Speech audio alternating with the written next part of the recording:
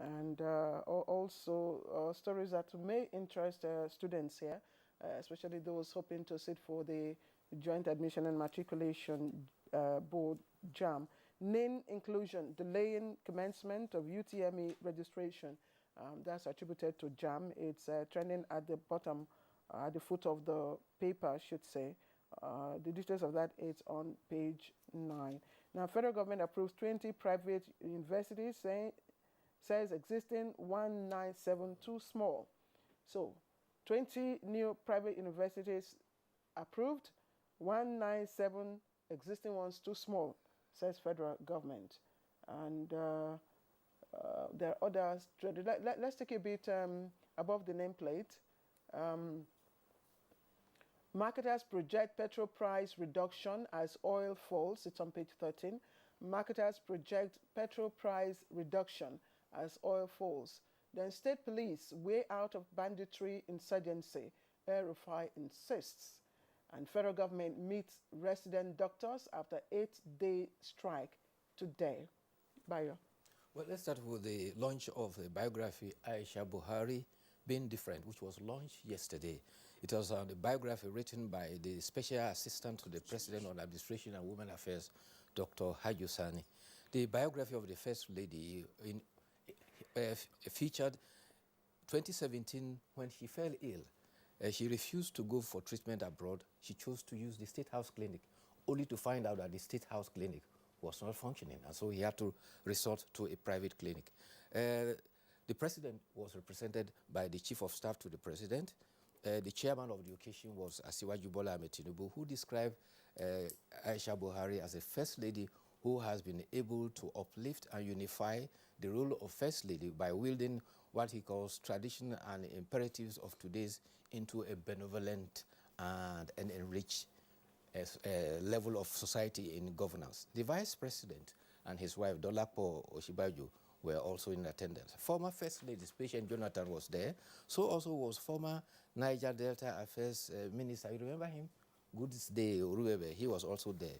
Deputy Senate President Sultan Deoni, the chairman of the Fora of Governors, Northern Governors and Progressive Governors were also there. Handsome donations were made and many businessmen announced theirs, while the politically exposed persons and others announced theirs quietly. The First Lady returned to Nigeria 22 days ago. A second set of 5 students of Federal College of Forestry Mechanization have been released. This time around, it was the release was 4 males and a female. The first set that were released were 3 males and 2 females. While the Army spokesman has said the GOC commended the Army for their release, one of the students who was released said that the bandits on their own came, found him, he was ill, they picked him up, picked other 4, took them on a motorcycle, and took them to the highway and said they should walk to freedom. There are indications that the parents of the abducted students have been in touch with the bandits, and the bandits had promised that they will be releasing them in batches. Meanwhile, troops component of Operation Thunder Strike has hit the bandits hard in Briningwari local government area. Samuel Aroa, the Commissioner for Internal Security, says that scores of dozens of bandits were neutralized. It may be recalled that a similar operation took place in Akpan Forest in Akwa Ibom State. A police officer has been abducted in another attack in Mberi Divisional Police Station in Mbaitoli local government area of Imo State. Meanwhile, Daily Trust report that this is the 6th attack after, in Imo State. You will recall that 3 days ago, the police headquarters in Owerri were attacked. Meanwhile, the Acting Inspector General of Police, Usman Baba, has deployed a fully armed unit of anti-riot policemen to Imo State to defend that. The situation of the doctor strike is having several dimensions. The Senator Ibrahim Oluriegbe, who is a member of the Senate Committee of Health, says that doctors, by their oath of office, are not supposed to indulge in anything that will risk the life of patients. They took oath of office. We as doctors, I'm a doctor myself, we took oath of office to serve and save life. On no circumstance should we, through our action, endanger any life to be lost due to our own personal interest. Yes, we know doctors have to be taken care of by their welfare, but we have to be up with the oath that we took to serve. Meanwhile, the chairman of the House Committee of Health, also Tanku Susuno, says that they discovered at the Ministry of Budget that some doctors have duplicity of payment. You have a situation where their names were appearing in several federal hospitals, and so you have a situation where the doctor in a month will be receiving more than one pay from 2 hospital locations. Meanwhile, Minister of Labor and Employment has indicated that as at Wednesday, the outstanding allowances that have been contention had been paid. He said even house officers who were not supposed to be paid by the Medical Dental Council's supposed embargo have all been granted amnesty and have been paid. Therefore, the 7-point demand of the doctors have been substantially met, and there's no cause for them to continue to strike. Ayo, thank you. We have quite a number of issues to talk about, but we really don't have time today. We have a very sensitive matter to discuss, and so we need more of a time. Permit us to take some more of your time. Thank you. Have a good weekend then. Yes. Thank you for forcing me to donate my time. All right, this is Good Morning Nigeria. Let's go for a short break now. The counsel of our fathers. I believe we have fought one civil war too many in this country. So those who experience it will run away from it. Nigerian youths, let's build our nation together.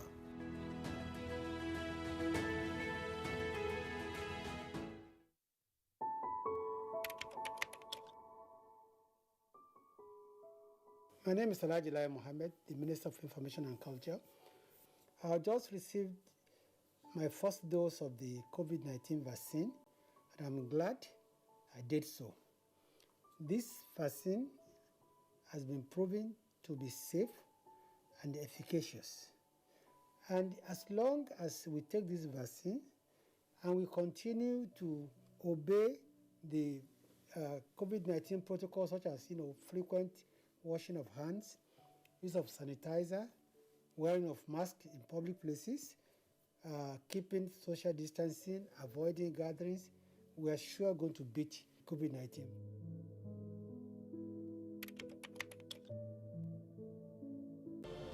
These days, people get their news and information from more media sources than ever before. Some of the news and information given are fake, unverified, doctored, and manufactured to create confusion, stir disaffection, and cause disunity. Before you believe or share any news, ask yourself, is this real? Is it from a credible source? Is it verified or verifiable? Fake news is dangerous, whether you do it for fun or for political gains. Real people can get hurt. Fake news, don't create it, don't spread it. This is a public service announcement from NTA. Although social media as a channel of communication is inherently harmless, it becomes harmful and damaging when used without discretion and thoughtfulness. Bad social media users spread rumors and fake news without verification. But good social media users stop, reflect, and verify information before sharing it. Be a good social media user. Stop the spread of fake news. Verify the authenticity of your source and use social media responsibly for a better Nigeria. This message is brought to you by the Nigerian Television Authority, NTA, in collaboration with the National Orientation Agency. With the top 4 back in sight, Liverpool welcome Aston Villa to Anfield in what could be a tricky tie for their Champions League ambition.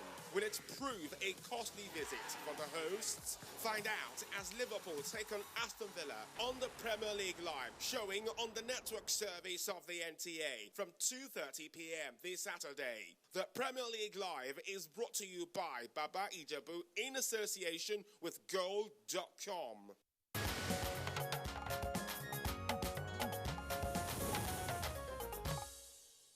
You are still watching Good Morning Nigeria, reaching you live on the network service of the NTA. Now, before we begin our conversation on the autonomy of State Judiciary and Legislature. Let's first of all take this background report put together by Oyeyemi Ajayi.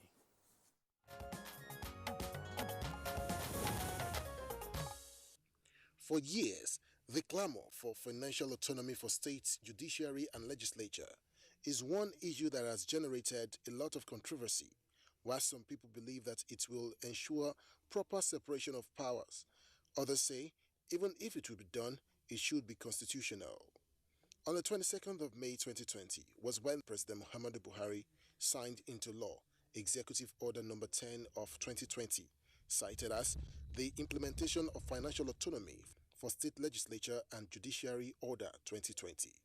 A key provision of the said executive order, which seeks to enforce financial autonomy of the legislature and judiciary of the states, is the power given to Accountant General of the Federation to deduct from the allocations due to states from the Federation account any sum appropriated for the legislature or judiciary of the state, which the state fails to release to its legislature or judiciary, as the case may be, and to pay the funds directly to the state's legislature or judiciary concerned.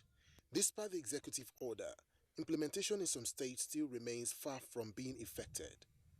This reflects the strike action engaged by members of the Judiciary Staff Union of Nigeria, JUSUN, and the Parliamentary Staff Association of Nigeria, PASAN, over the non-implementation of the legislative and parliamentary financial autonomy.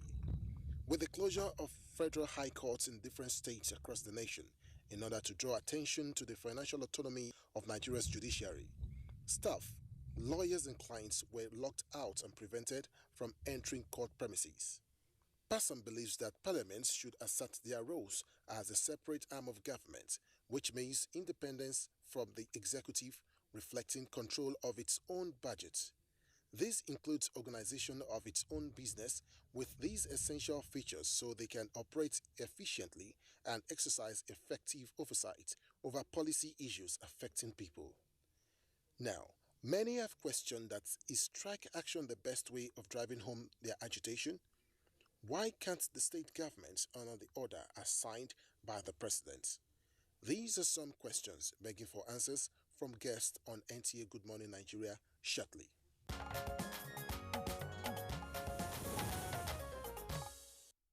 Well, Yemi just raised one of the questions that, of course, there's so many questions, that we'll have to ask in the course of our conversation on the financial autonomy of both the judiciary and the legislature. So let me thank you very much, Yemi, for that background. All our guests are right here in the studios, and of course, other studios here in Abuja. Quickly, introductions. His Excellency Right Honorable Simon Bakola Long, Executive Governor of Plateau State, Chairman, Northern Governors Forum, and also member of the Nigerian Governors Forum Legal Committee. I'd like to welcome you, Your Excellency, and good morning, Nigeria. Thank you very much. Thank you. Also here with us is Dayo Akpata, Senior Advocate of Nigeria, is the Solicitor General and Permanent Secretary, Federal Ministry of Justice. Thank you very much, sir, for joining us. Good morning, Nigeria. All right, also here with us in the studio is Jimo Musa Alonge. Jimo Musa Alonge is the National Treasurer, Judicial Staff Union of Nigeria, JUSUN. We thank you, Jimo, for being here this morning.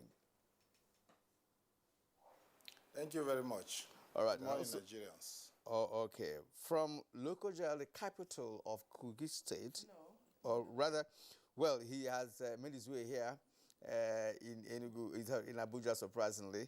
So let's welcome Honorable Matthew Kolawole, the Speaker, Kogi State House of Assembly. He's also National Treasurer, Conference of Speakers. You're welcome. Thank you. Good morning, and good morning, Nigerians. All right, clear. Yes, please go ahead. Okay, let's take the first shot. Gentlemen, this is a very important topic for us this morning, and we are so glad to have the Executive Governor of Plateau State, in the person of Simon Bakola Long, who's always here with us whenever we call on him. So it's also a pleasure once again to welcome you to this program. Thank you very much. All right, so what is it for you in this matter? This has been a long-standing issue. Yes. And one will also question, as a layman, one could question, when you have different arms of government in a democratic dispensation, Why is it difficult for us to do complete power separation, both financially and otherwise? Now, for you, where is this problem coming from? Well, thank you very much. I will say that I've been a participant since 1999 when I was in the House of Assembly and also Speaker.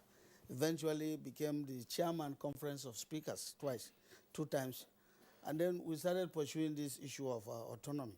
And at that time, we were pursuing autonomy for both the legislature and the judiciary.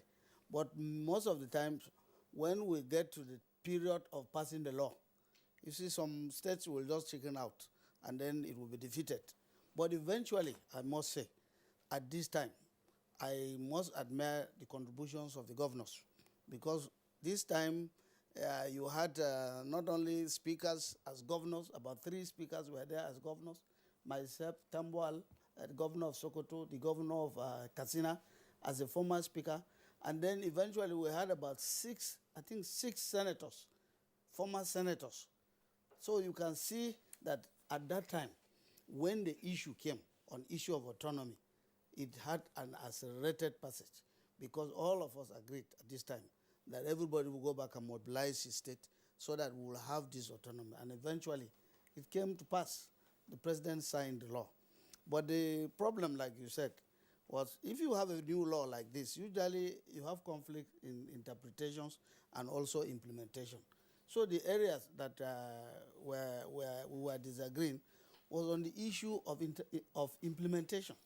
So nobody, as far as the governors were concerned, the governors did not say we are not going to implement, we are not going to accept autonomy. We all accepted autonomy, both for judiciary and the legislature.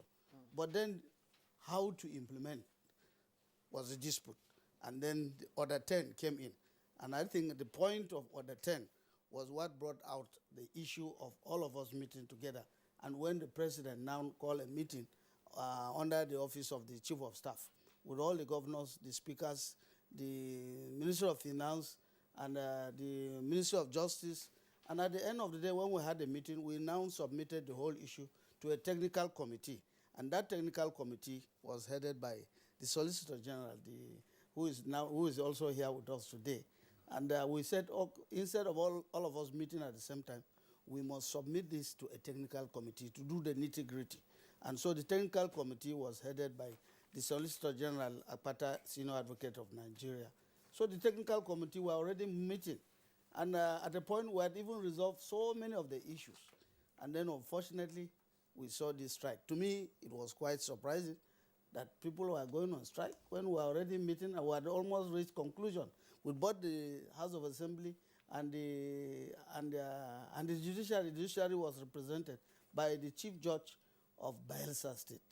Our last meeting was very, very good, and we had a very wonderful meeting. All was to tidy up the document and present to the Chief of Staff, and Chief of Staff will present it to the President. So unfortunately, I will say that the problem came after that, when I saw people now going on strike, and I wonder, I said, why are they going on strike? You submitted this into a technical committee, and the technical committee have been busy working on it. Wait for the report of the technical committee rather than rushing to go on strike. So I think that this is the point of dispute. But in terms of whether we agree with the autonomy or not, all the governors agree to autonomy for both the judiciary and the legislature. It's just issue of implementation. It was even indicated in the letter of invitation by the Chief of Staff that we will have to sit down to see the mode of implementation. So if there are disagreements as far as we are concerned, it is mode of implementation. Okay, Your Excellency, thank you. Gentlemen, please, in the studio here, permit me to put you on hold. Let's bring in those who are at the center of the strike. That's the Judicial Staff Union of Nigeria, JOSO, and the Treasurer, National Treasurer, is here with us, Jimo Musa Alonge. He's joining us in our Abuja studios. Mr. Alonge, thank you very much for joining us. You listened to the governor of Plateau State and, of course, the member of the Nigerian Governors Forum Legal Committee. So why did you embark on strike? If governors, They say they are not against the autonomy, financial autonomy of the legislature and the judiciary. And you have been talking, you have been at the negotiating table. So what was the prompt for this strike? Thank you very much. To me, I would say I think there's a disconnect because I heard what His Excellency said, but we were not represented. You heard in his speech, he said, CJ Bayelsa, nobody informed us anything. We've been neglected. Nobody talks to us, but we have been in the center of this struggle. So we don't, in fact, I am surprised hearing it for the first time. There's a committee that I've gotten to some extent. They've tried, it's good, but I don't think it should have taken a long while. We've been fighting for this autonomy section 121 for over 20 years today. So what is this? What is the difficult thing in just obeying a constitutional provision? We just allow it to flow. Then if you have any observation, you can raise it later. Rather delaying the whole process, setting a committee. You must set the committee before a constitution must, should be obeyed. I am surprised at that. But to my dismay, I was surprised that a meeting like this has been going on and we are not carried along. Nobody tells us anything. We even gave a notice of 21 days notice to embark on this strike. Nobody invited us to even tell us what is going on. So we're at the dark and we felt nobody is listening to our plight. That's why we have to do what we have to do, and the strike is our last resort, and we're on it. So we thank God, since there's no discrepancies, no argument, I think we'll end this thing here and now. Since His Excellency is here and he's on our side, we're happy. He's a lawyer, he knows it, and he has been fighting for it. Thank God he is leading the team today. I don't think it will be difficult. If we get something on our table, we back out. Alonge, the governor made it clear that all the governors have accepted that the state legislature and judiciary should have financial autonomy. That is not arguable at this moment. But what you are talking about now is that you were not carried along, at least to get you and your members intimated with the process of getting this done. And the governor also made it clear that there's this issue of implementation. And that's why I want to bring in the Solicitor General and Permanent Secretary, Federal Ministry of Justice. Sir, with due respect, when it comes to implementation, it's not just on this matter. Generally speaking, we have beautiful government policies on other issues concerning our national development. But when it comes to implementation, there's always this cog in the wheel of progress. In this respect, we're talking about the technical committee, which you are also involved in. What is the crux of the matter? What is the implementation difficulty or encumbrances that has made this difficult for the judiciary at the state level and legislature to have their financial autonomy going? Yeah, thank you very much.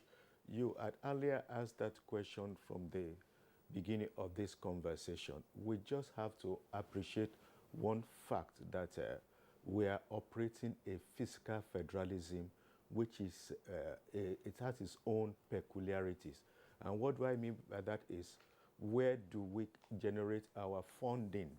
That's the federal government and the state government. And you have to look at the Constitution itself.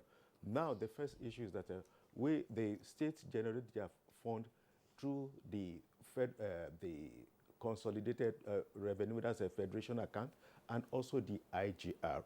And you will have to appreciate another fact that the federation account is essentially managed by the federal government as trustee to the component states, which has already been stated by the courts in all the judgment. So the question now is, how do we manage the releases, and how do we ensure that Section 121, subsection 3, or any other sections which connect the federal and state together, how do we ensure it? And there could only be issues of the modalities and for the implementation.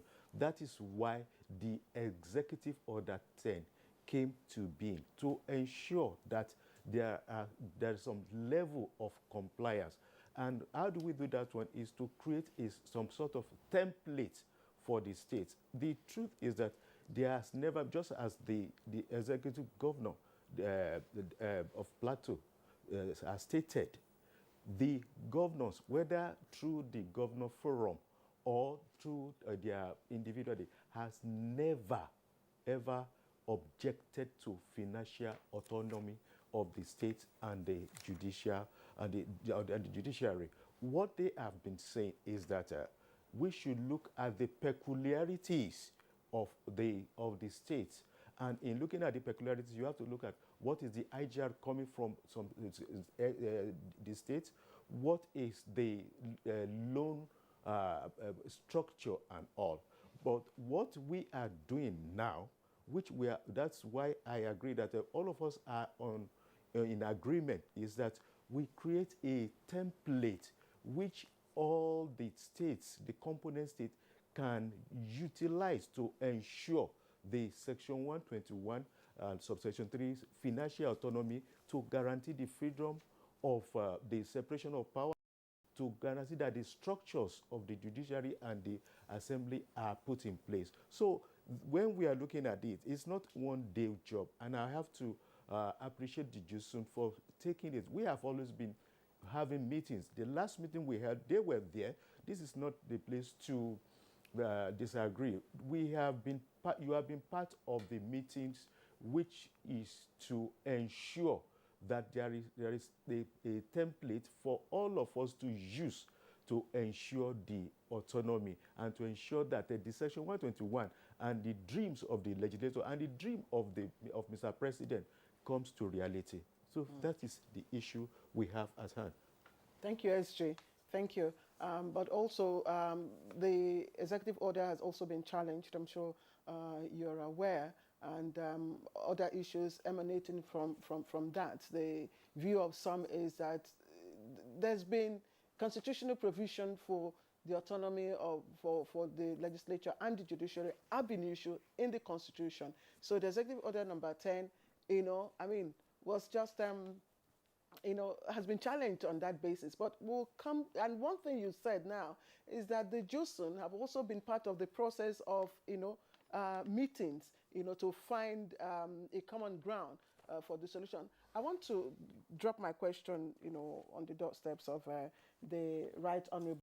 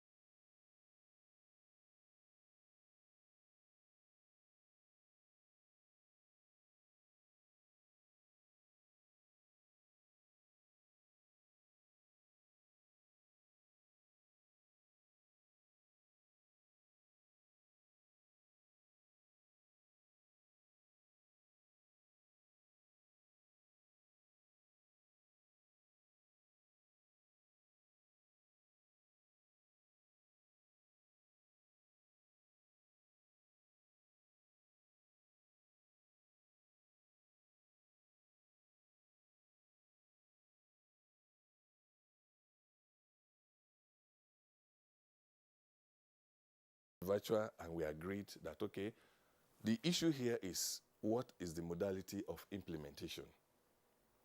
So we've not been able to actually arrive at implementation modalities. And then after the meeting we had with the Solicitor General in the AGF office, we equally agreed that we harmonized all we are supposed to present as a mode of implementation. And then the Solicitor General was to transmit our agreement to the presidency. And because at that meeting, the Governors Forum were represented, we were represented, the Judicial Union was represented, Finance Minister of Finance, and Office of the Auditor Accountant General. So, but that was the last meeting, and we were waiting for a response follow-up of that meeting, which we did not get. And the person, unfortunately, they are not here to defend why they have gone on strike. They have been accusing the speakers of collaborating, or because we are afraid of being removed as speakers, so we are not pushful. So they've been giving us different kind of names. And when they said they were going on strike, they wrote 21 days, 14 days, 7 days, there was no response. And I'm sure that was why they went on strike. Yes, why I said the Solicitor General, the last 3 meetings we had with Mr. President as Chief of Staff, Juson was not there, Pasan was not there. So here is communication breakage. Who was supposed to transmit this communication? That's the Office of the Solicitor General. Sorry, come again? Who was supposed to transmit this communication to Juson and the Pasan? Yeah, from the Office of the Chief of Staff, when we met with him the first time, the second time, and the third time. The third time, the last meeting we had, which is about a month ago, the Chief of Staff sent messages across to everybody to be there. And the speakers, the escorts of the speakers represented the legislature. Solicitor General represented the Office of Attorney General. The CJ of Bayelsa represented the judiciary. Actually, she was supposed to come with maybe 1 or 2 persons, but she came alone. So, and then we had the meeting, and the meeting was very wonderful, and we all agreed at that meeting that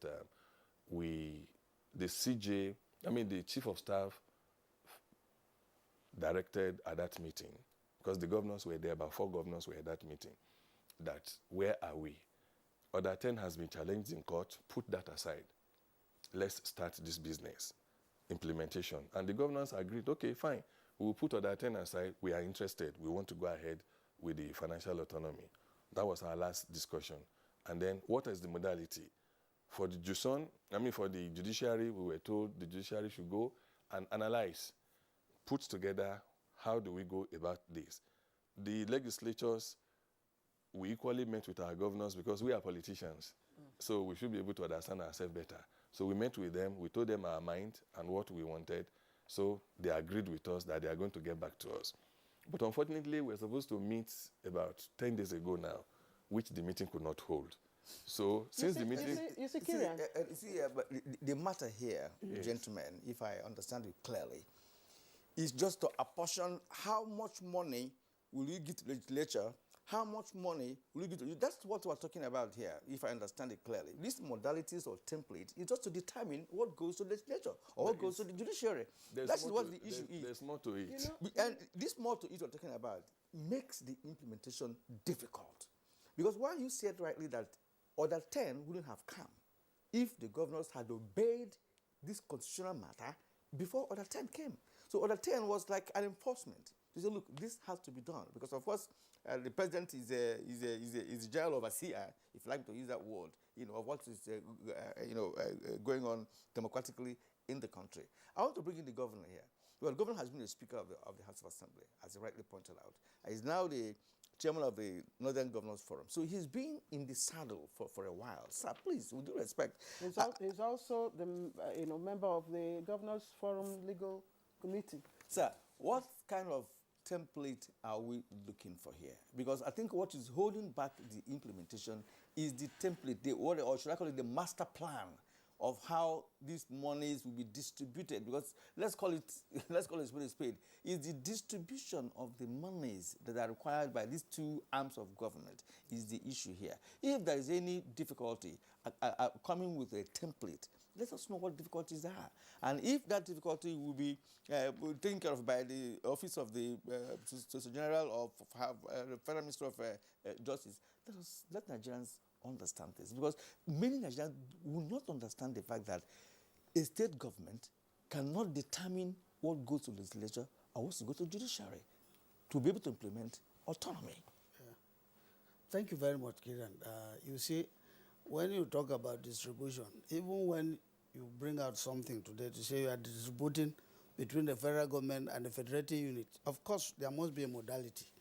There are conditions and there are criteria for distribution. I know that today, if you are distributing the wealth of this country, there are sometimes either you consider it by budget or you consider it through what I look at, derivation. Those are the modalities. Now, when this issue came, after the passage of the law, we were expecting that we will all come back because there are peculiarities of states. No, each state was now going to look at it based on their revenue. But there were arguments here and there in some states. Some House of Assembly were saying, no. Our money is supposed to come from first line charge from the federation account. You see that confusion because that was what Order 10 was saying. From federation account. Constitutionally, it's wrong. You cannot have capital project from federation account. But it was provided by the Order 10. So if we were going to start implementing Order 10, it would have brought in a lot of constitutional confusion.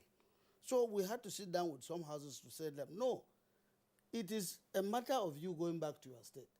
Based on the revenue, you understand and you look at it and see their peculiarities. For instance, in my state, I had gone ahead to establish the State Allocation Committee, to do, we had Service Commission over since when I was Speaker, over how many years? But the problem too was that in many of the states, there were no service commission.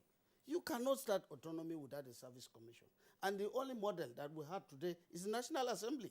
We say, okay, go and take the model. Don't take the National Assembly model. When the law was passed in the National Assembly, there was no Order 10 for implementation. There was no Order 10 for implementation. We say, okay, if that is the case, let's go and look at the model and start from there. Most states said no, because they were already doing their own gentleman agreement. I don't want to name those states. Very rich states were saying that because I had that experience. Each time we came, it will fail because some of these states will say, no, we don't want autonomy. If they bring autonomy, you are limiting our resources in the state house legislators. You are going to limit our resources. We already have a wonderful agreement where we have a capital project, we have all those things. If you bring autonomy, it is a matter of fact. They will say, no, we are not going for autonomy. So you had those divisions within the states. And so there was a need to harmonize the views explained to even some of these governors. They need to have a uniform position and a good implementation so that we can have the process. And it was good. Yes, for me, first, it was good that the president brought in Order 10. Order 10 brought us together. Now, Order 10 brought us together, and it was not that we will just go ahead and start implementing Order 10. In the implementation, our own interpretation of Order 10 was what we even helped, I will say we helped judiciary. Because part of the case of the judiciary was that they were not, governors were not helping them. It was difficult getting resources from governors every time they go cap in hand, begging. But they also remember to tell us that the Constitution had since been amended in their favor. And so they would prefer to go under NJC. And we said, yes. Where did we say that we don't want you to go under NJC? From the interpretation, we agree you are going under NJC. You will go under NJC. We'll support you to move under NJC. All your allocations, then we now ask the question. But what will happen to us that have been doing the function without knowing, without strictly interpreting the Constitution? from 1999 when the law was amended. That's what I want to ask you. Yes. What does autonomy in this regard entail? What does the financial autonomy, what are they supposed to be doing?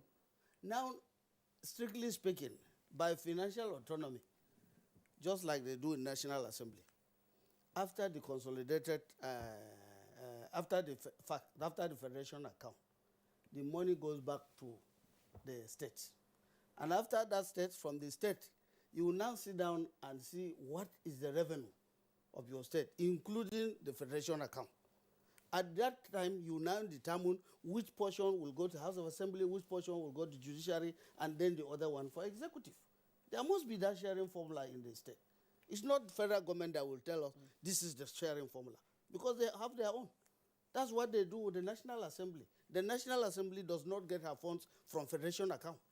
It is after the federation account, then they look at a percentage that goes to the National Assembly, and then they send it to the National Assembly. The National Assembly, through their own budget, will also do their distribution to all the committees, to all the committees and departments. This is what we were saying. But if you just say, we want Order 10 implemented, because the president had signed, even if the president had signed in error, we must draw the attention of the president that you are signing in error. For instance, if you say we're going to take responsibility, and Order 10 is saying the responsibilities are going to be by the state, and then we wonder, then the interpretation of the Constitution says it is the responsibility of the president. NJC is president. So we are saying, okay, you go back to Mr. President. If you go back, then it doesn't need Order 10, except if he wants to put Order 10 on himself. Then Order 10 will be applying to the president. But applying it strictly to the state assemblies, we will sit down with them. And that was what we had in at the technical committee. We said, leave us with the speakers. If you have the challenge, and that is also the problem of Pasan and Jusin, because Jusin are arguing for judiciary, while Pasan is arguing for the legislators. Yes, so if you arrive at a consensus, there will be no need, for me, as a person, there will even be no need because for Order 10. Because Order 10 was meant to bring us together. We have come together. If we agree on the sharing formula, then there will be no need for Order 10. Because the implementation of it alone is a constitutional issue. Non-implementation of it is a breach of the Constitution, which has consequences provided by the same Constitution in every state. So our fear was that if you start introducing Order 10, we had an experience, and I mentioned it the other time, where a president, I don't want to name him, suddenly came out and said because one state was not doing well, was not adhering to his own principle, and then confiscated the whole local government funds in that state for almost a year. But the Supreme Court said, no, you have no right to do that. So we don't want a situation. Ours is democracy. We are all politicians. We say, if it was opportunity for sitting together that was not provided, now this Order 10 has provided that opportunity. Let us sit down, look at where the problems of Order 10. Let's look at how to do the implementation. And then Jusin will now start running on strike and Pasan, because everything we are going to do is going to benefit them. Gentlemen, sorry, Kiran, we have the Pasan National President joining us, Comrade Mohammed Usman. He's joining us via Zoom. National President, Parliamentary Staff Association of Nigeria, Pasan. Let's quickly hear your own view, because the National Treasurer of the Conference of Speakers earlier on says he's not sure why your members are on strike. Thank you for having me here. Good morning, Your Excellency, the Governor of Plateau State and the Speaker of Kogi State House of Assembly, and my counterpart from Josun. Good morning. We're all aware that the financial autonomy thing is not a new thing in Nigeria anymore. We're aware that the president granted the judiciary, the state judiciary, and the legislature its financial autonomy, and even capped it with the Order 10. But it's over 2 years now since we've been yearning for this, for the implementation of same. And till this very moment, nothing has been said about it, even though we know that there was a high-powered committee set up headed by Attorney General of the Federation. And we are hoping that the reports of that committee would have been implemented by now. But we are aware that the Governors Forum are challenging or challenged the other 10 in court.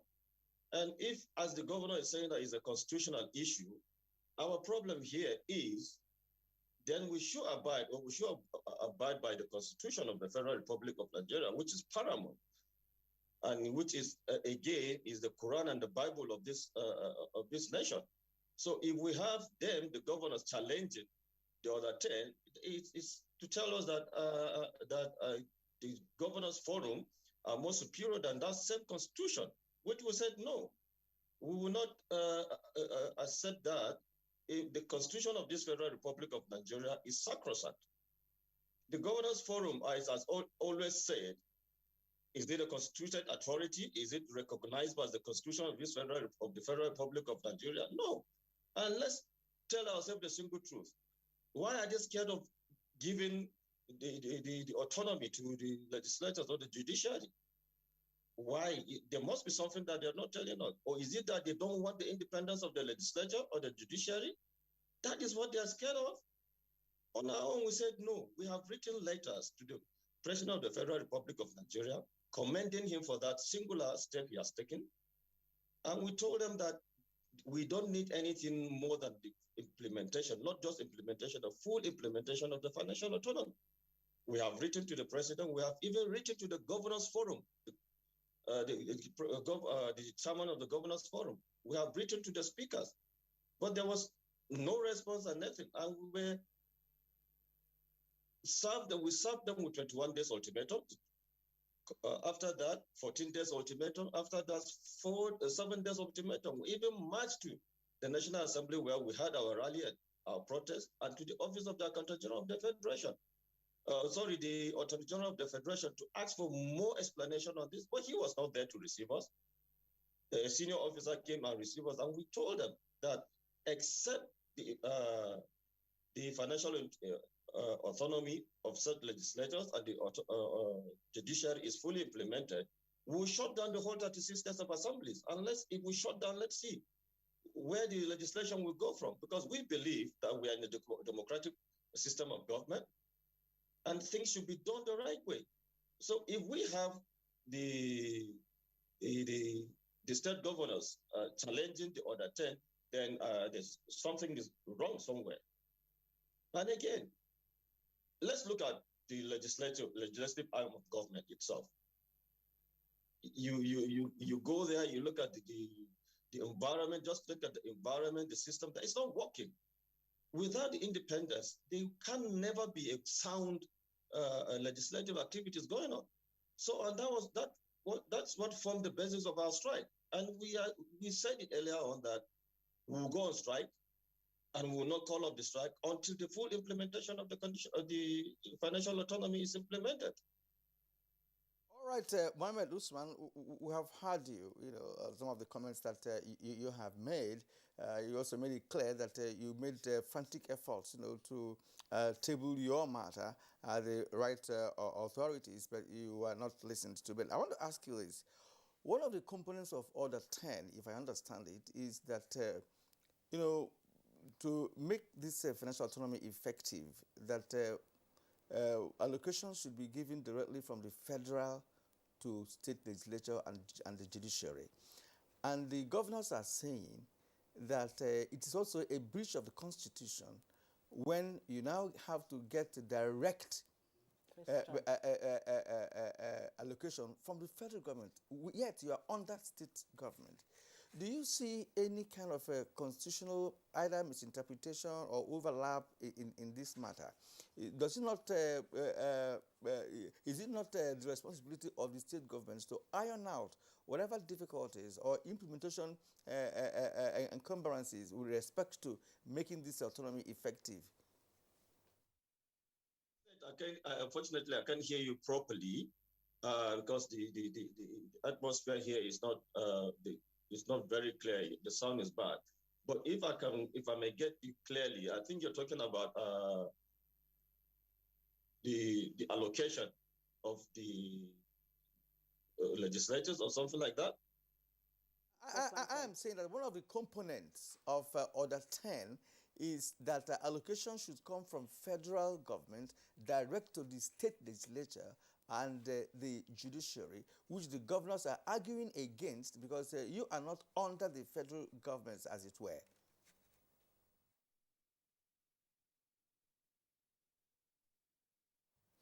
All right, well, we seem to be having... I think Justin should also answer that. Answer this, yes, because it also applies to them.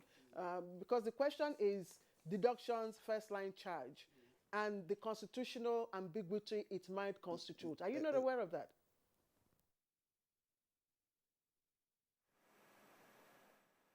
Hello. We are aware of that. It's very easy. It's issue of budgeting.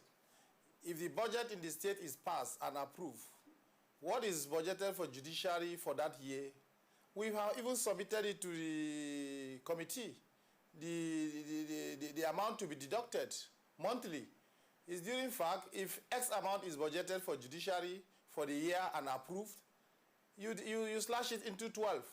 When they are collecting their whatever allocation, what is due to judiciary should be deducted from source and to NGSC. It's very easy. I don't understand. I'm a layman, but I don't understand these templates and other things. I don't see it as any issue. If they said they are not against the autonomy, so what is delaying this thing? They should just allow it go. And they are talking of breach of constitution. This issue we are talking about for over 20 years, is it not a breach? The governors are in breach of that section of the constitution. But here they are, within 2 years, and Order 10 is promulgated, they are challenging that it's a breach of constitution. I still repeat that I'm a layman. I don't expect that a defendant in court, a judgment is passed against him, and they are asking him to agree whether to go to prison or not to go to prison. If there's an order for them to comply, let it be carried out. Then if they have discovered, they should go to court later. Obey first. You don't grandstand, stay one place, you say you don't want anything done because constitution has been breached, while you are already breaching constitution for over 20, 30 years. I don't see it as anything, but my joy is that His Excellency have openly said they don't have any challenges, they are not against the Order 10 or the Section 121 to be implemented. So this template they are talking, I think, is just a committee work. To us, it's not very, very important. We have submitted the amount to be deducted since October last year. Well, up till this moment, nothing has been done about it. I don't even want to blame the governors on this. I will want to blame the officer, the chairman of the committee. That's the office of the Attorney General. He should have given directive for this deduction. Then if they found out it, we'll be at the court to challenge whatever is being done, not to twist us to wait until when they are really ready. I really don't understand what is going on. General is here. Perhaps you may have to respond to this because he talked about budgeting, that annually there's a budget for legislature and the judiciary, that it will not be difficult to say, look, after the allocation must have been distributed among the governors, say, look, this one goes to judiciary, give them their money. You want to go to is it that easy in terms of budgeting? I think I should just come in at this point. There is the issue that the case is in court, but we've already passed that stage, and I thank the governors who have also accepted that we should leave the court issue and the legal issues. But to us, there's nothing wrong with the executive order 10. If I may just read, the issue is actually the section 2 of the executive order. If I may just read, they said that every state in the federation shall set up from the commencement of the executive order, comprising the Commissioner of Finance, Accountant General of the state, representative of the state budget office, chief registrars, high court, Sharia, and all, and where applicable, determine and ascertain from the revenue profile of the state a workable budget for each arm of the state government based on the request needs of the accounting officers, and the committee shall be given and accorded legal recognition in various legal, relevant appropriation of funds management laws of the state. That is the essence of the executive order 10. But why will it be deducted from as a first line charge? That is, but we deduct it, but the question is, there is supposed to be a template, and that is what the executive order 10 is all about. Create a funds management law. And incidentally, His Excellency will agree that even there are some states, they've already started it. Delta has already passed the law. Even Kogi said has already done it. Bayelsa has the best fund management law in Nigeria today. Why can't we use it? So the issue is not law. The issue is that how do we implement it? If some states have already started doing it, why can't we also follow it? That is all what the executive order 10 is about. Which, if we keep on going to the legal niceties and all, we are not likely going to get any headway. We have already said, let us leave it. It is the implementation. And we are now saying, if they, as stated by His Excellency, we have reached the stage in which they even suggested that the National Judicial Council already have a template that they can use the template as a base, and that is what we have done. So the issue, we have already reached the concluding part of, we have sat down with the NJC. I've already spoken with the JUSUN. I've spoken with the other, yes, that we have already sat down. We've already gotten their template. We have already modified and adapted it to suit the situation which we are in. There's no problem. They said they do not disagree with it. They suggested the NJC, and we have already obtained the NJC. We have sat down with the NJC. We have looked at it. We have modified it to suit the component states. This is just all right. Okay. Let me ask Speaker.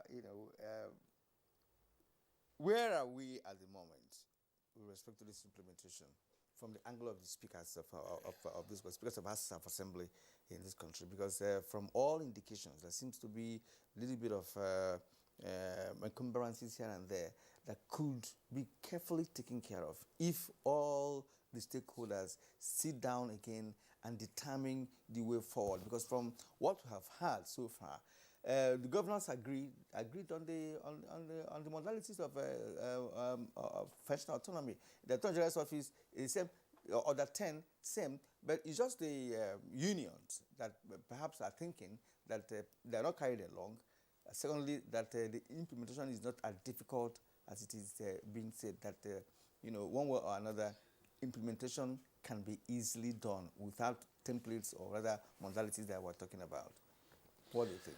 Yeah, I think where we are now is that we are at the final stage, if I may say that we from the legislative and from arm of government, we have met with our governors, like I said, and then we had certain agreement. We gave them a proposal on how they should look at it. And I think they have told us certain areas which are extremely for the executive, particularly when it comes to capital projects in the area of buildings. And we told them too that there are some capital projects which are expected to be handled by the House of Assembly, which is like office renovation and whatsoever. But where we are now is that we are at the final stage where we hope we will meet maybe this next week, by the grace of God, to harmonize all these agreements. Then when we sit to harmonize the agreement, the governors will take the message to the governors forum to say this is what we have agreed with the presidency's office in the presidency, and we legislative, we take our own to our forum of speakers. From there, we send all these messages to our states of assembly, and then the judiciary union, with the judiciary, we equally take the message to their own people. But what I want to say, I think the problem the person are saying is that they want full implementation of the financial autonomy. Let us not agree to disagree. So it is possible we agree in our meeting and some governors will not honor it. But if we have final agreement, concretized agreement, I'm sure no governor will resent from whatever agreement we are going to. So sincerely speaking, I think we are the last batch of it. where all of us need to be patient, and then let us harmonize all the modalities. And I think the issue of budgeting, yes, budgeting is very important, but we should not forget that budget is an estimate. That is why the governors are saying, okay, if this committee are put together in state, unfortunately, the other 10 did not recognize the House of Assembly because they were not speaking, they were purely speaking about the judiciary. It's not taking cognizance of the legislative arm of government. So I think that is the reason why when we put up the committee in a state to sit together, after Federation account, we have suggested to the governors that, look, let's have what we call a reducible minimum of what you can give to us, because we know as legislature we pass budget, but the budget may not be 100% actualized. So since budget will not be 100% actualized, let us agree on, we have houses of 24. Our houses are within 24 to 37, if I'm not mistaken. So we are now looking at how can we make it easy for the governors to implement the financial autonomy based on budgetary provision. We now suggested to them, okay, give us irreducible amount based on 24 members and to 37 or 34 members in the states. And at the end of the day, we now do it more or less like a pro rata basis. My state is getting 5 billion in a month. Your state is getting 7 billion. What state that having 7 billion is getting might not be the same with the one that is getting 5 billion. That is the more reason the committee of the states must be there. Well, I think that there's one aspect of this that also we have to look into. The union members are saying that Governors Forum is not recognized by the Constitution. Conference of Speakers is not recognized by the Constitution. So if you are handling constitutional matters and you now go to an unconstitutional arrangement to begin to take decisions, it's also part of the problem, because from what they're saying, we're going along, might say, okay, Plateau will implement, and when he goes to Governors Forum, something may come up to say, are you doing this? Or how could you be doing this? And he might change his mind along the line. And that's the part of one of the reasons they are raising. That let us face constitutional matters constitutionally. And not let us go to conferences and associations or forum or fora where constitutional matters are being discussed. And when we begin to derail, then now it will be a forum that is not constitutionally recognized that will determine that. Well, I'll put you on hold for now because we're going to take a short break. When we come back, we'll continue the conversation. You're watching Good Morning Nigeria on the network service of the NTA. We'll take a short break now. When we come back, the discussions will continue. The counsel of our fathers. My advice to these young people is please do not take us back to those harrowing days. You probably do not know what it is. Nigerian youths, let's build our nation together.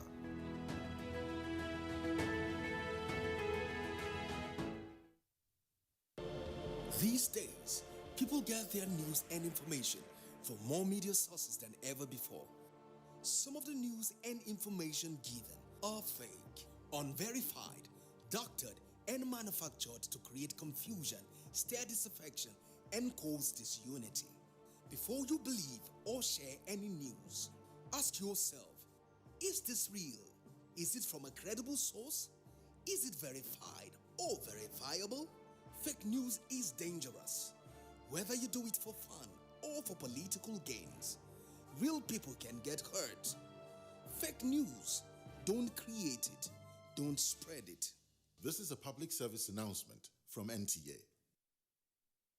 Contemporary times require practical skills to remain competitive and relevant in your organization. Therefore, take advantage of NTA TV College short proficiency courses to sharpen your professional skills. Basic Broadcast Accounting and Auditing. Date 19th April to 30th April 2021. 2 weeks. Audio Engineering, Operations and Maintenance. Date 19th April to 23rd April 2021. 1 week. Protocol, Event Management and Public Relations. Date 3rd May to 14th May 2021. 2 weeks. Intermediate Camera Operation Techniques. Date 17th May to 11th June 2021. 4 weeks. The course fee for the 4-week course is 100,000 naira per participant. The fee for the 2-week course is 80,000 naira, while the course fee for the 1-week course is 40,000 naira only. Accommodation inclusive. Venue for all the courses is the serene and secure environment of NTA TV College near Old Government House, Rayfield, Jos. For more inquiries, please call 0803-314-4383 or 0806-980-9807. NTA TV College, Jos, training you to be the best you want to be. My name is Chikwe Ihekwazu. I lead the Nigeria Center for Disease Control. I'm extremely privileged to have gotten this vaccine today. I accept it really on behalf of all the healthcare workers, public health workers. I've really spent the last 12 months working so incredibly hard on this response. And I think it provides hope. You know, this vaccine really provides us an opportunity to reinvigorate ourselves as we sustain the response in Nigeria. So this vaccine provides us a real shot at life. But, you know, that shot will come into effect when we have most of the population vaccinated. We have to keep washing our hands, wearing our masks, keeping apart from each other until we have enough people vaccinated in the country. And I'm sure we'll get there.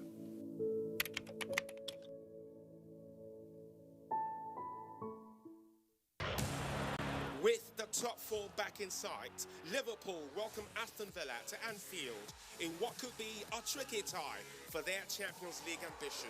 Will it prove a costly visit for the hosts? Find out as Liverpool take on Aston Villa on the Premier League Live, showing on the network service of the NTA from 2:30 p.m. this Saturday. The Premier League Live is brought to you by Baba Ijebu in association with Gold.com.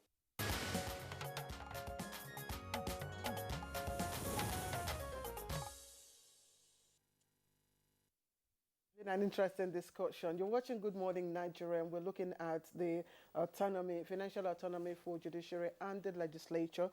We have our guests all seated, but let me bring in the national president of the Parliamentarian, Staff Association. Our connection just tripped off a while ago. Mr. Usman, you talked about the fact that your members want full implementation of the executive order. But are you also aware, I'm told, that the judiciary, the legislature, right, is not, part of that executive order 10?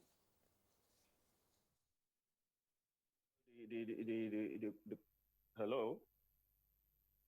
Can I hear you? Well, I heard you. Saying the legislature is not part of the Order 10, I don't think that is right,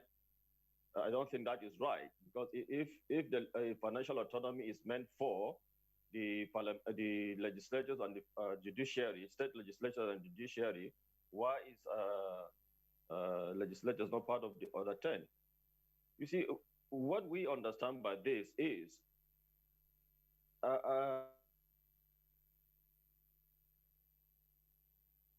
I do hope we'll work with the connection and get back to you because I would have loved you to also speak on that, and then speak on the fact that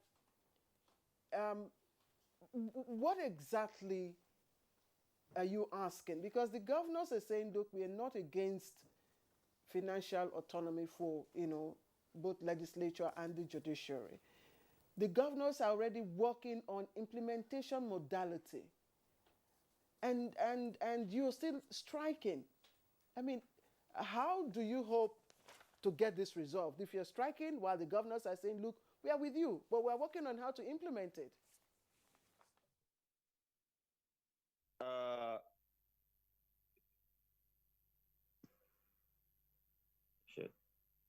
Hello?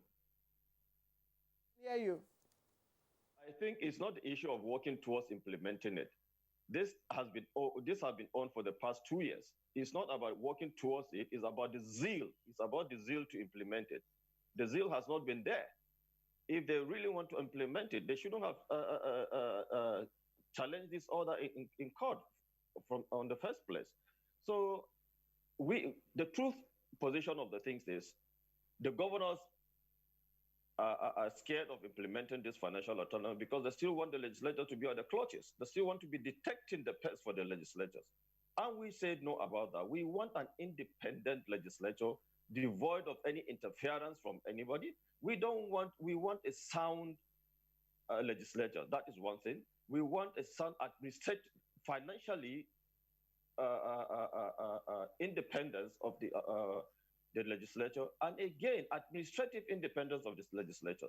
We don't want a situation whereby tomorrow a governor dictates for the assembly where the assembly should go left or right. And we blame the speakers too. We blame the speakers of houses of assemblies too for not standing up to the legislators. When these issues were challenged by the governors, we expected same from the speakers, but we, on our own, we look at it that there's a conspiracy between the speakers and the governors to deny the legislators an independence. My sisters, go into any of the State House of Assemblies today and look at it. It's dilapidated. Let me take, for example, the Plateau State governor is seated there. I've been to his assembly. It is dilapidated. Imagine when you need an official document to be printed or to be photocopied. There's no photocopy machine, one single photocopy machine. We had to go to a business center to photocopy that, exposing the official document outside. So how do you intend to run a legislative like that? Well, that is financial independence. We said no. But the bottom line is, if they are willing, as he said, they are willing, or they want to implement this thing, let's see it on ground. It's not by talking, it's not by on paper. No, we want to see it happening. It has been 2 years or more than 2 years since the committee have been sitting and they've been talking about this. The good thing is, His Excellency, the governor of Plateau State, was one time a legislator. He enjoyed the autonomy while he was in the Senate. But why is it that he has crossed over now? Most of them have crossed over now as governors, and they are trying to deny the independence of the legislatures. It means there's something hidden somewhere. So we said no. We said no, that we must have, and he knows that the independence of the legislature is paramount. The governor knows that. All of them knows that, except if there's something they're hiding, they don't want us to know. They still want us to be at the clutches of the governors. They still want to dictate to us. Tomorrow, if care is not taken, Speaker of Kogi State that I seated here will be impeached, will be taken away. That is what we're kicking against that. So it is good to think that the governor is there, he's hearing, he can transmit it back to his colleague, that the full implementation of financial autonomy is what the legislators or the Parliamentary Staff of Association is asking for, and nothing less than that. Osman, thank you very much. We can actually feel the energy in you, and I think even support you in one area, because I've visited about 2 houses of assembly in the eastern part of the country, and as a matter of fact, they are dilapidated. There are no 2 ways about that. That is true, But this time around, we are talking about implementable modalities. The governors are saying that they are ready now to get this implemented, but we're not going to rely only on the other 10, which of course has some little bit of a constitutional overlap, if you like. So let's hear from the governor once more on this issue of modalities, which you don't want to hear. I think the sooner you understand it, the better for you, because now the governors are ready to implement. Governor Along. Thank you very much, Kirian. I think Posan is not, let me lecture you on what is autonomy. First of all, before you get an autonomy, there are conditions. You talk about House of Assembly of Plateau State. Go and ask them how much I give them overhead every month. So to say you cannot print, it means you are a problem. You have a problem there. Before you have I was a speaker twice, I first started the issue of service commission. Service commission. Many of the houses have no service commission, and they are talking about autonomy. They don't have service commission. People believe that all this money is going to come from federal, and once you send the money, we will just do whatever we want to do with the money. That is not the autonomy we're talking about. And you must learn to separate autonomy from Order 10. Autonomy from autonomy by the law says each House of Assembly is autonomous, judiciary is autonomous. That's what the law will say. But the details of it is going to be determined by the state through a Fund Management Act. There is no, we said now it's only one state that has passed the Fund Management Act. How do you determine the Fund Management Act? There must be conditions. You cannot come and say you are putting capital project. You are saying you are going to manage capital project in a fund management act by the House of Assembly. It's not proper. All we are talking about is overhead. It's mostly about overhead because the capital projects are done by the states. Yes, but what about your overhead? If you go, my House of Assembly is one good model. But the problem we had, excuse me, is that when you talk about fusing the things together, what is Order 10? Order 10 is saying, in case you don't follow the Fund Management Act, then federal government will teach you how to do it. That is the one that you are pursuing. Instead of pursuing the autonomy law, you are pursuing Order 10, where somebody has not failed. Because for the 10 presumes that some governors are not going to implement. And if you are not going to implement, then they will use the presidency in taking funds directly. This is what they are saying about. And we are saying, no, this thing has not come yet. We have not yet implemented. Let us use the model in establishing the Fund Management Act. And there must be a model, like the Speaker said. We must have a threshold. Otherwise, it's not about budget. Maybe you have not been in the House before. I've been in the House. If you talk about budget, a House of Assembly can go and make a budget of billions, and say that this is our budget. So we want that money. But budget is an estimate. It's an estimate and is a purview of revenue. If you make a budget of 1 billion and you get 100 million, what do? Where are you going to get the money? You will have to go back to the revenue. It is the product and also percentage of revenue. This is what we are trying to teach people. So when you want to go on strike and you are making, because your strike says we must implement Order 10. Where have we failed in implementing the autonomy that you are talking about Order 10? That's why we're saying, let's suspend the Order 10. Let's go on a model, arrange it so that all governors will understand and together everybody will go straight and start implementation. Of course, regulations may come. It is the president. President may do an advisory regulation and say, if you don't do this, there must be consequences for that. This is what we're saying. But you wake up today and they ask you, you say we want to implement Order 10. If they ask you what is Order 10 saying, does it provide you the Fund Management Act, the law? So what is the percentage that you are going to get? No. This is what the technical committee is working out. This is the first time we are going to do implementation. Otherwise, the best thing we would have done is to go and take the National Assembly law and say, let's implement what is in the National Assembly law. And what we are saying today is that most of the things that you are talking about in Order 10 were mostly for judiciary. They were mostly for judiciary. And now interpreting it strictly to say that they are supposed to go under NJC, then how is Order 10 applicable to me as a governor? Because NJC is not controlled by me. The best I can do is to take care of magistrates and area courts. So why are you insisting that the governors are concerned? They are not concerned. If by implementing Order 10, it means you are going back to the president in respect to judiciary. And House of Assembly is not yet part of it. So the best method is the one that is recommended by the technical committee, which we are already working out, which will be the best. And when we do the best, we come out with the best, and then every state House of Assembly will now go and pass the Fund Management Act according to the prescription. Otherwise, before, in my state, let me tell you, they passed a law and included capital projects. And I tried to convince them, say, no, you are not the one implementing. They said, no, this is what Order 10 has told them to do. They said, no, we're going to get our money from first line charge. I said, you are not going to get, until the constitution is amended, you are not on the first line charge. Even National Assembly is not on the first line charge. That was where we disagreed. The Fund Management Act is with me. I cannot sign that kind of act, relying on Order 10. I said, no, I'm a lawyer. I've started this thing. I started this thing in 1999. Up to today, we've been struggling for autonomy. Today, I cannot come back to say I am trampling on autonomy. Tomorrow, maybe by God's grace, I may also have, maybe make an attempt to still be a legislator.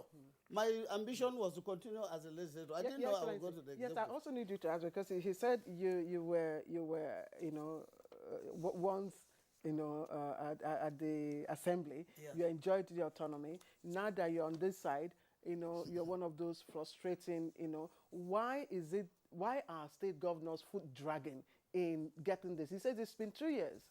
Well, let me tell him, if you don't know, go and ask who was also the motivator for the passage of this law. I've told you, Go and ask the speaker who passed this law, Dogara, Right Honorable Dogara. I had to convince fellow governors to call him. We called him in a meeting, and we decided before the final passage of the Constitution amendment. And we said, look, there are things we can agree here. There are things we may not agree. But one of the things that we want to assure you that governors are unanimous is this issue of autonomy for legislators and judiciary.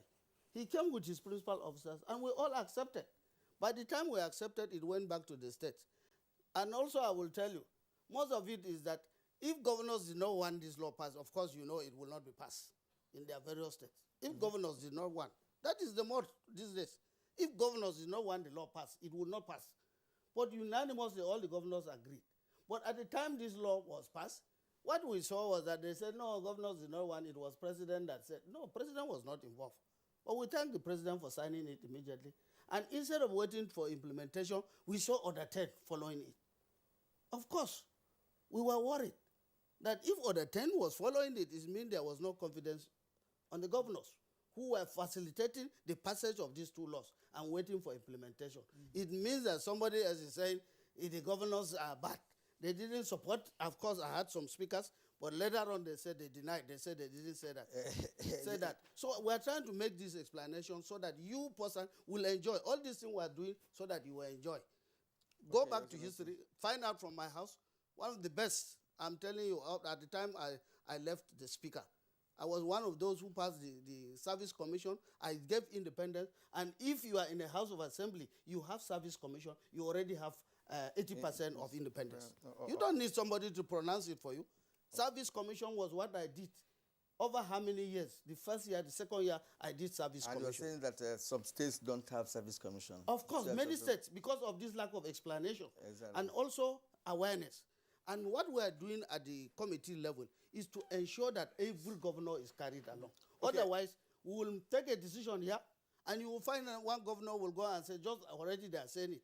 They will say, no, what is it? We don't understand this thing, so let no assembly come to us. But what we are trying to do at the Governors Forum is to agree on this model. By the time we agree on this model, all the governors will sign. We will go back even to the president to advise everybody. Everybody will work with this threshold. Okay. And it will be easier for us to go and start implementation. But otherwise, we will leave it to states to determine, I don't know which state is coming from. The governor will say, I don't understand what you are saying. And then there will be confusion there in that place. I am speaking not as a governor now. I also, you will understand, speaker will understand. Sometimes I go back to the level of a speaker because I am not only governor, now chairman of the Governors Forum. I am chairman of all former speakers association. Up to today, I'm still the chairman of former speakers association. So whatever is happening in the houses, whatever the problems of the staff, but at the judiciary, and let him not forget too, I practice law. I still have my chambers. I'm going back to practice. So both arms, I respect the judiciary. Okay, excellent. I think you have done a good explanation. Yeah, well, I'm representing all. I'm representing governors, I'm representing legislators, I'm representing the judiciary. I hope that Comrade Mohammed Usman, National President of Parliamentary Staff Association, actually, and Mr. Longe, listened to what the governor has said. I think all of you are working for one purpose, but you just because of dynamics of what is going on here, it has to be physical, and that being the case, we have to be careful. According to what Dayo Bata told us earlier on, and I'm coming to him again on this issue of technical committee. When are we expecting a report from the committee, and when is implementation going to start? Let me thank you very much. Very brief, CJ, please. We're running out of time. Okay, the technical committee has already submitted the report on the issue relating to the implementation. I'm almost sure that by today's Friday, I think by next week, the chief of staff to the president is most likely going to call a meeting for us to look at it and ratify it. Thank you. Speaker, please, very briefly. Yeah, in our last meeting, we proposed to the governors that we from the legislative arm of government, we give them two proposals. One is they should please go back and talk to themselves to sign the fund management bill for both legislative and judiciary. At the same time, sign in the House of Assembly Commission, let it function in all states. And then one of the major agreements we had with the governors is that financial autonomy for both arms of government will start at the end of April. Okay, thank you. So let's get to Mr. Longe, briefly. What are your final words? You've listened to everything that the governor and the SG, that's Solicitor General, have all said. I really appreciate the lecture. I appreciate the lecture by My Excellency. He has educated us. We appreciate. My joy is from the Attorney General's office that they've concluded everything. So to us, let's see it on the table. Then we'll suspend our strike. We don't have any issues. Since we are glad all the governors are accepted, Section 121 is a law that they will obey. So with good arrangement, devil can see God.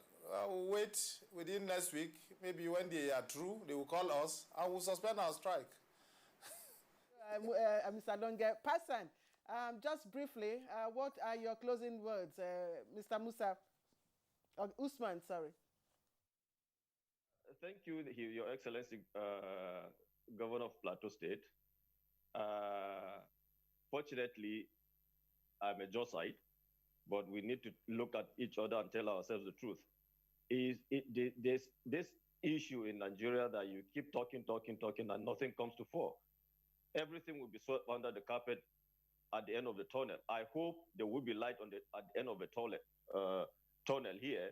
But as we rightly said, that Passan and the State House of Assemblies are shut down until we see anything concrete before we call off our strike. Thank you very much, and thank you for having me. And Speaker, Kogi State, thank you very much.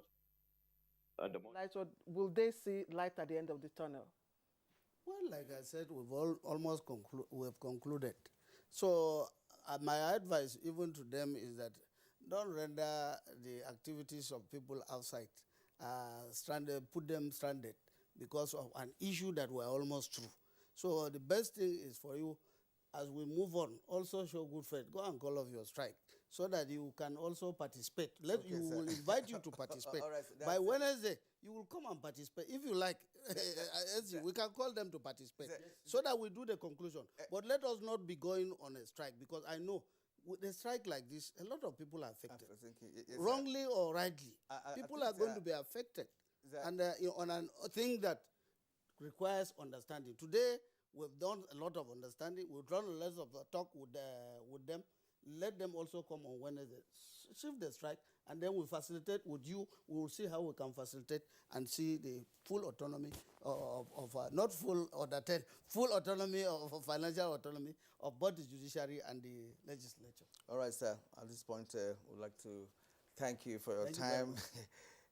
Your own governor, who's always here with us when we call on you, want to thank you again immensely for being here this morning. Let's His Excellency, the governor of Plateau State, Simon Bako Lalong. It's been wonderful talking to you this morning. We also like to appreciate Dayo Akpata, Senior Advocate of Nigeria, Solicitor General and Permanent Secretary, Federal Ministry of Justice. Thank you, sir, for coming. And Jimo Musa Alonge, National Treasurer, Judicial Staff Union of Nigeria, JOSUN. We hope you're going to call off your strike as soon as we have that meeting on Wednesday with the governor and the other stakeholders. Then the Right Honorable Prince Matthew Kolaole, Speaker, Kogi State House of Assembly and National Treasurer, Conference of Speakers. It's been a pleasure talking to you this morning. Then Comrade Mohammed Usman, National President, Parliamentary Staff Association of Nigeria, Passan. Thank you also for joining us. For now, let's take some sports news.